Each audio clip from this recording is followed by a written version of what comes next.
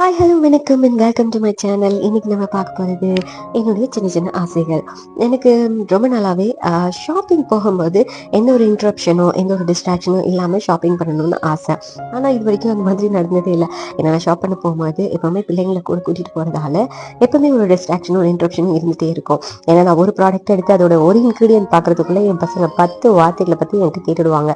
அதனால எதையுமே சட்டு போட்டுன்னு ஹரிபரியாக கடை பண்ணிவிட்டு நான் திரும்ப வந்துடுவேன். I hope in future at least one day ஆச்சு நான் ஒரு பீஸ்ஃபுல்லாக ஷாப்பிங் பண்ணணும்னு ஆசைப்பட்றேன்.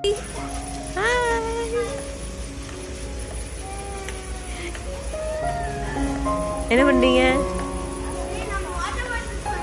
எதனா கிடைக்குதா பாக்குறீங்களா?